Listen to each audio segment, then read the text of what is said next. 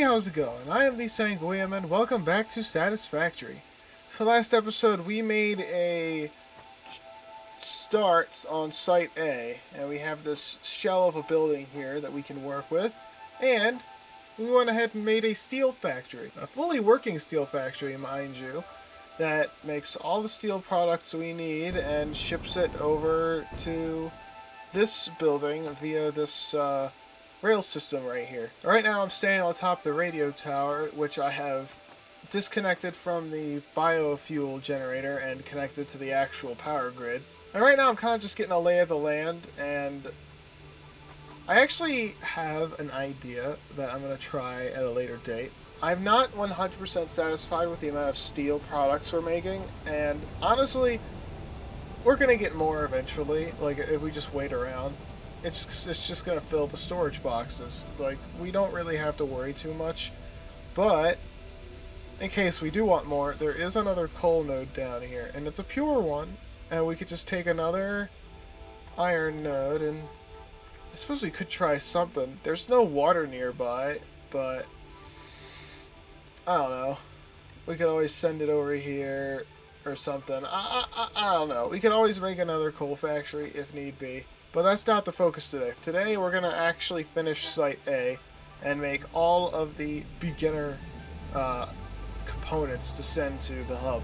Now before we get started on that, let me go down and show you a little something.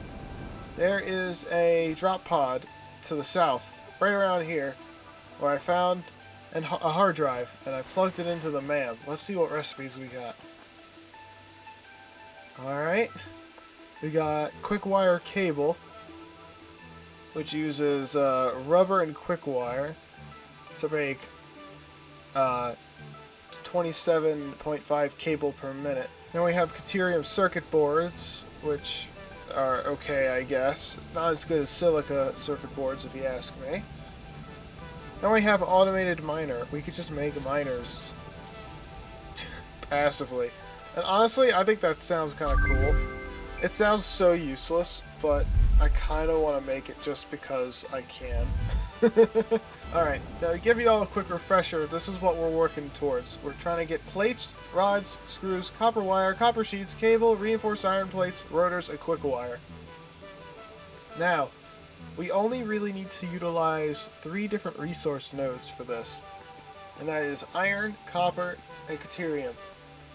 Now, despite the fact that we are pretty much surrounded by limestone, we do not need to make concrete at all. We have plenty of concrete being made, and it's being sent over here as is. Like, I don't think we need any more. So I'm going to get started on something, and I'll come back and give you guys a quick update later on, depending on how far I get. So, I'll be right back. Let's see what I can do.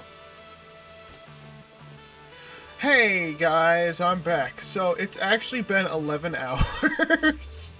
It's been a whole 11 hours since I checked in with you guys. So you would probably imagine a lot's happened. Well, you can see I got a lot of machines here. It just has a bunch of random stuff in it, just because I'm making calculations, as you can see over here in the corner. 585 screws per minute for rotors, which is 3 machines set at 75% efficiency. 1,040 screws per minute for plates, using 4 machines at 100% efficiency, and then just screws for use. Like, stuff like that. I've been doing math. And off camera, I, was running around and I happened to find some more hard drives, and let me tell you what they are. So first off is coated iron plates, which uses iron ingots and plastic to make a whopping 75 plates per minute instead of 20. Now that's cool, I guess, but I'm not making plastic here. No. So we're gonna have to stick with the original, even though this is clearly a pretty good recipe. Next up is heavy flexible frames, which uses rubber. And I think this is a pretty good recipe. It uses like a few it uses less frames. It uses screws, which are pretty easy to produce if you're making steel already, because of steel screws. Uses less beams. The only additional thing that might be kind of tricky is rubber. So you would just have to make this, like, we would just have to make this in a factory that's already making rubber and make more stuff for rubber. Like, that's really the only caveat, and that's okay. We can do that. Then another one I just got is something called steamed copper sheets. It takes copper ingots and water to make tons of copper sheets. Instead of like 10 per minute, you get 22.5 per minute. We are going to be using this in this factory. This is an excellent find.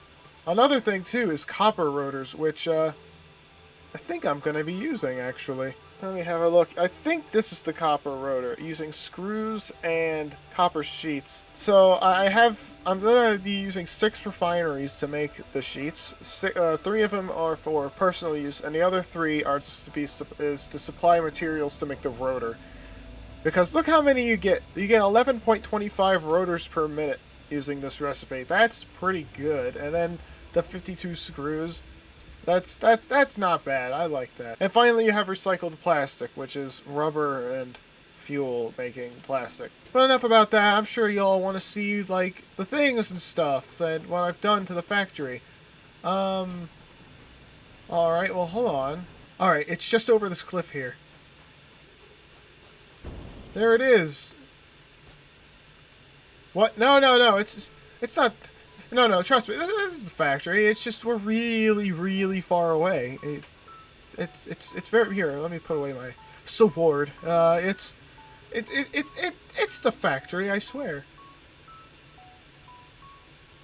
Okay, no, this is the factory. Look how massive it is.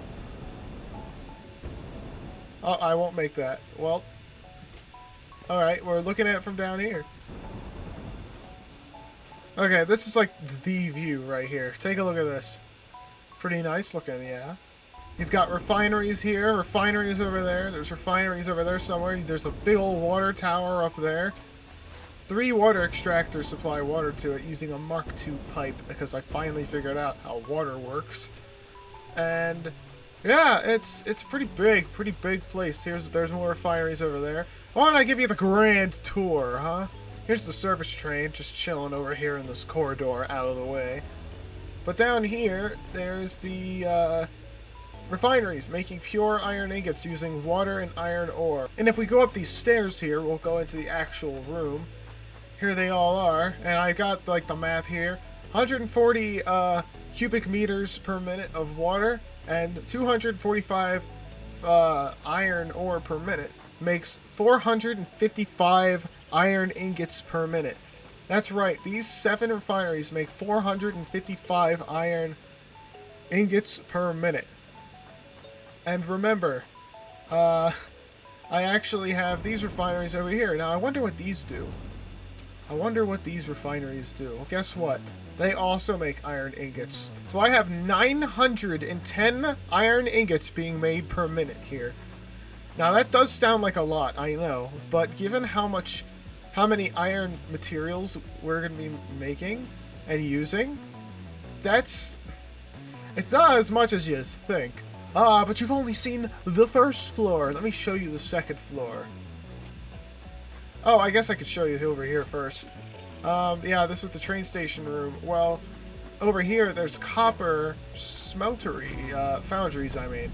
And it takes iron ore and copper ore, and it makes 400 copper per minute. Like, this is all of the copper ingots we're gonna need. Now, I guess I could make 4 more and do 800, which would be also good, but there's only so many copper nodes, and I'm actually using a lot of iron nodes as is. I mean, look at this. Look at 8 nodes over here, and these 2 nodes over here. These 8 nodes fuel the iron for the refineries that are on the west side, but only these 2 are fueling the refineries on the north side, because these 2 are normal, and every single one of these are impure, and I deemed it cheaper to use Mark I drills instead of Mark II. But anyway, alright, so, second floor. Let's go up here. There's nothing, but it sure is spacious. Again, this took 11 hours to build. And it's not just slapping everything down, it's thinking about how I want it to look. So that's probably what took a pretty big bulk of the time, was thinking, how on earth am I going to make this? But here's the thing. I didn't really want to build the shell until we had stuff in here to build around, but we needed water in this build, and I wanted to use water towers, and I like water towers. It's cool. It's nice being able to use all your pumps in one place instead of having to snake it around and slap a pump here and there. It's just so much easier to just send them all up to the top of your building and then just use gravity to send them places. Which, speaking of, the water is actually all in place. There's no need to touch the water. The water is just fine. And I have this special little thing going on here where, like, I guess you could call it a water splitter. I've never done this before. I've never used the valves before other than to set directions. But yeah, I have them set at specific like volume, like cubic meters per minute. And it all gets sent down this Mark II pipe because that's the only way it'll all fit. It's like 400 some cubic meters per minute going through this pipe when these can only hold 300 cubic meters per minute. Well, it splits off, and I have the signs here. 140 cubic meters go to iron ingot production. Another 140 cubic meters go to the other area for iron ingot production. And 135 meters per minute go to copper sheet production. So, yeah, those are under the ground, snaking around. You know where the other two are, but this over here is where the copper sheets are being made. See here? Yeah. The copper ingots don't connect to it yet. They're just like chilling out down here somewhere. I didn't want to get into the thick of making all the machines without you guys, because I want you guys to be here to maybe learn a thing or two, or perhaps even get inspired by my maximum efficiency and make your own cool factories. Oh, and this is the last thing to look at here. It's steel production. Now, we're not making any steel products in this specific building, but we're going to use the steel to make screws. These 3 smelteries should make enough steel to supply us with all the screws we need. All of them. Like, every single steel ingot that comes out of this are going to be made... are going to be used to make screws. Coal is already being supplied, we just have to supply the iron. That's the thing that's going to be tricky, is supplying the ingots and copper to the machines that need them, because it's difficult. Like, with water, you can kind of set how much goes where because of these valves, that they're so useful like that. Apparently water is so much easier to transport than items. It's just... you gotta know how it works. Otherwise, it suddenly becomes way more difficult than it actually is. But items, no. A splitter tends to split them evenly. And a smart splitter doesn't split them evenly at all. In fact, it makes it less even. So, I don't know exactly how to make a specific number go into a specific place.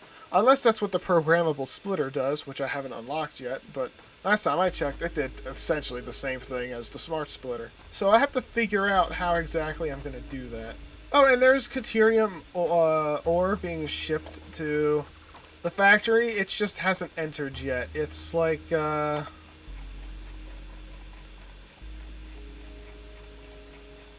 there. There it is, see it? Now the problem is I don't actually know where to start. I guess I could just start with the screws. Because here's the thing. We need a whopping 10 constructors for these screws. 10. And the output is so incredible. Let's look at this. 585 screws per minute for the rotors. 1040 screws per minute for plates. Like, let me show you this. Logistics. The Mark IV belt can only transfer 480 resources per minute. Only 480. All 3 of these numbers are greater than 480, so... what do I do with that? Huh? What am I supposed to do with that with those kind of numbers? I think all these I think I figured this out earlier. I just forgot that this is what I decided on, which is why I made a note over here to remind me. But it just so happens all the math that I've laid out here for myself has set it so that I can just send a constructor's output of screws directly to a thingamahoo's. Yeah, look, this makes 260 screws per minute. Well, at 75%, it makes 195, which is how much is needed for this. So it would have to go directly into what is needed. But rotors use the copper, which is what's made over here. So I'm wondering if maybe, because copper ingots, I believe the copper ingots are only used to make two things: the wire and the sheets.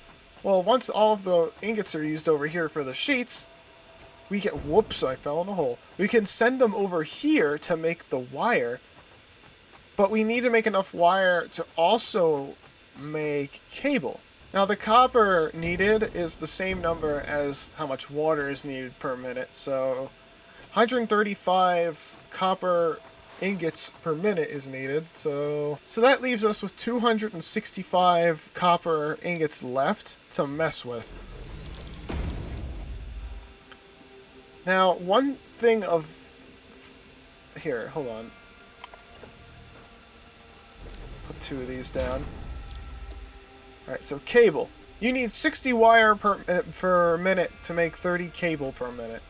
Well, this only makes 30 wire per minute, so you would essentially need 2 constructors to fuel 1 cable constructor. So how much cable do we want? Well, let's just throw a random number out there. Like, how much cable are we really going to use on a daily basis, you know what I mean? So we could afford to let that kind of stock up, so we don't have to make as many. So what do you say? 90. How about 90 cable per minute? We can live with that, right? So that would mean we would need 3 constructors, which means we need 6 constructors making wire for the cable specifically. Well, yeah, that only uses 90 of the copper ingots, so we could probably use even more. So how about 120? How about 120, huh? So we use 3, 6, 9, 12, so 4 constructors, meaning we need 8 constructors that make wire. Oh, that's also... Wait, I just realized it's 1-to-1. Wait a minute. However much cable we make, we need that much copper ingots for. So 1 cable is equal to 1 ingot. Math is interesting, isn't it? So by dedicating 120 copper ingots to cable, we have 145 copper ingots left for a wire. So we can just straight up use that for a wire. Well, if we take 145, divided that by 15, good freaking lord, that's 9 point... That's all basically 10 more constructors to make wire. That's absurd. That's so absurd that it might be worth simply adding another refinery here just to use some of that to make more copper sheets. Maybe instead we could just use a constructor to make more sheets, just because we can. Which we need 20 of these per minute to make 10 more sheets. Which, you know, can help lower how many constructors we use, because it's nice to have lots of wire being made, I know, but if you make too much of it, the belts won't be able to ship it all to the train station so that it could be transported. Like, there needs to be a limit to how much we produce here, believe it or not. Like, we want to produce a lot here, but not too much. Or else we'll just congest the whole, like, belt system. If we had Mark V belts, maybe we could handle a little bit more, but we don't have Mark V belts, and we're not going to have them until we do the next phase, which we're not going to be getting to for a while. So let's get started on the copper production, because that's as good a place as any to start, so that we can start working on screws to supply to the copper machines to do stuff with that. Sound good? Sound good. I'm going to get started on something here. Okay. I'm back. Now, I wanted to just do the copper stuff and the quick wire stuff and give a progress update and then move on to the iron stuff, but I went ahead and did all the iron stuff anyway. The reason I did that is because I was about to record like an update and then go move on to this stuff, but then I got a case of hiccups and I didn't feel like recording with the hiccups because they wouldn't go away. So I just continued. So now pretty much the whole factory's done. I mean, yeah, spoiler, this factory's done now. It's just 100% done. So let me show you around. We do have 180 copper wire per minute and 90 cable per minute. And I was going to use only constructors. In fact, the math on the right side of the screen is 4 constructors. I mean, I was going to have 12 constructors here making wire, but then I realized I had this recipe where I could make 90 wire per minute by just adding some caterium in the recipe. And I mean, I had some extra caterium, so I figured, why not, huh? It'll help save on power and space. Then there's the quick wire itself, which originally I had 5 constructors here, and I was making 300 quick wire per minute.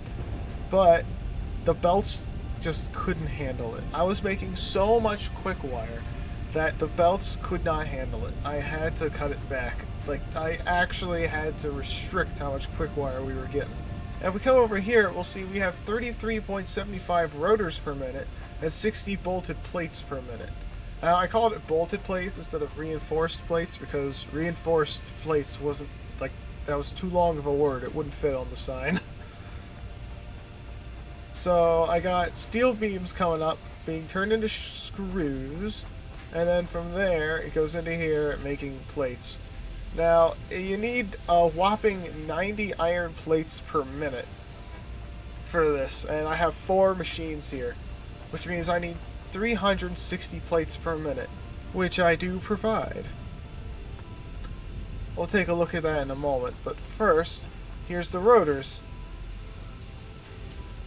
Yep, it's making copper rotors, making 11.25 rotors per minute, using the screws and copper sheets, which, yep, it's, we got steel over there. Now, if we round the corner and come over here, 360 plates per minute. Now, there is a recipe that we recently unlocked where we can make coated iron plates and end up with 15 plates per minute instead of 2, which would greatly decrease the number of machines we need, but it requires plastic, and we don't have any oil nearby. So we're going to have to make do with 18 constructors. That's right, you heard me. 18 constructors here to make all these plates, and amazingly, we actually have enough iron to supply all this. In fact, when I did the plates last, and when I got to the plates, I thought, man, I hope we're going to use all this iron ingots, because at this point we only use like 144 iron ingots per minute or something. It's like we still got like 300 some iron ingots per minute to use up. Well, rest assured, this uses up a lot of it. Like, I'm pretty sure we've almost maximized our usage on iron ingots. Now, if we come over here, here's the actual rod and plate production that's going to be sent to the factory. It's a meager 100 plates per minute versus 360, but we can make do with that. And a 75 iron rods per minute. And yep, it's just rod and plate production right here. You got 5 constructors each. So that's nice. And then finally, we got this 709.8 screws per minute and 45 steel beams per minute. The beams, of course, are all for the sake of screws. Not a single beam is being sent to the trains. And, yeah, the beams come over here, round up over here, get supplied to these constructors to make screws, and then the remainder go and get sorted out to the other machines over here in the middle. Now, I gotta say, I think I've really outdone myself with this one. Like, this is probably the most efficient factory I've ever built, and it makes way more materials than I could have imagined. Now, that is the good news. The bad news is it makes way more items than I could have imagined, and there's so many items being made that, look at this, come over here, look at this. I had to add another freight platform. I can remove this one right here, but I had to add a second freight platform, and look at how much stuff it's adding here. Look, 810 items per minute going out. And then over here, it's 695 items per minute.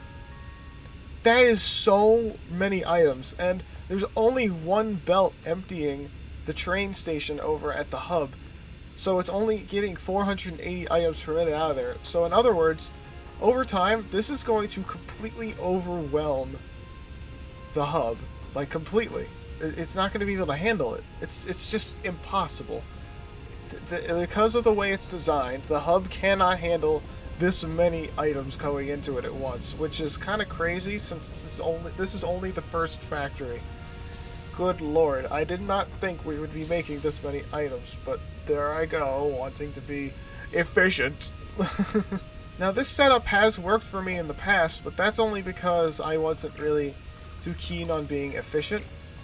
Like, for example, when it came to making a factory and sending the items to a hub, like with using the exact same setup, I mean, in the actual factories, I had like one machine making one part. And then if I needed another part being made, I made machines to accommodate that and flow directly into it. Like, for example, if I needed plates, it made plates and sent them to the train, and I only had one constructor doing that. If I needed reinforced plates, I would have two constructors, one making plates, one making rods, and then that turns into screws, and then there you go. And then from there, I just have reinforced plates, and I only have one machine doing it. And all of it's getting funneled into the train, it's sent away, and it made so few items that it didn't matter. Look at this. Look, a full cart. Full train cart. Like, we might even need 2 trains now to help supply all of this. It's so much. It's crazy. It's ridiculous. So unfortunately, despite the fact that we have finally completed the factory, we have absolutely no choice but to shut down the power grid.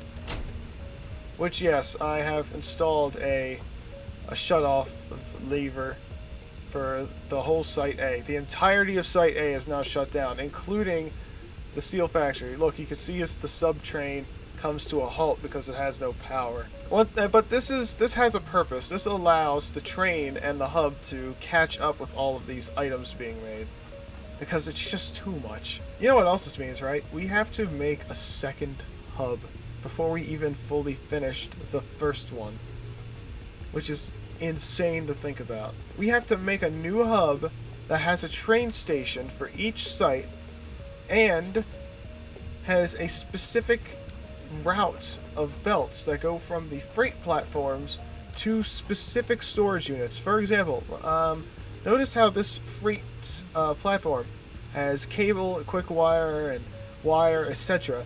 Well, when the train stops at the hub and unloads its cargo, they should go directly to the storage units that they're supposed to go in. Like, it's sorted directly into those. Like, there's no reason this item needs to go through a smart splitter that sorts plastic, when plastic is never even supposed to be part of the equation in the first place. So yeah, that's... Ever since I put this thing in, because I've turned this off before for testing purposes, whenever I put this thing in, it seems like a fuse gets blown, and none of the other power grids are offline. I've checked everywhere, so I don't know. I don't know what to think about that. But anyway, yeah, what do you guys think? The factory's pretty much done. I kind of just have to do the finishing touches, which is adding windows, which, if the hub is any indication, I'm probably not going to add windows. I don't know. This took so long already. Maybe I'll beautify the place in another episode or something. Maybe I could even do it in a megasode later down the line. Just go around beautifying the factories. Alright, well, if this factory's done now, what's the next step if the hub can't even accept all the items it's making? Well, we could make a new hub, but we have a hub already, you know? We have one, so I'd like to use it. I'd like to use it for a while, and we'll just have to come over, flip the switch on, hang around, and then turn it off every now and then so that everything can catch up. and we'll just have to do that. Like, that's just how things are going to be. Perhaps in the future, when we've unlocked more tiers, unlocked more stuff, we can make a more advanced hub, because Mark IV belts, I don't know. 480 items, we could do better. We could do more. But we can't do more until we unlock Phase 3, which I was going to let a factory make them for me instead of wanting to do it by hand, but given how dire our hub situation is already, this... Not gonna lie, I'm kind of feeling like maybe doing a little handcrafting, if you know what I'm saying. At the very least, handcraft the last two on the list there, the advanced, like the computer thing and the engine. Like, at least hand do those, and then maybe make a machine to do the frames, because 2,500 frames, good lord. So next episode, we're actually gonna do something different. We are going to work on some MAM stuff. Because look at this, especially in the Caterium. Look at this, we could have supercomputers, Mark III power poles.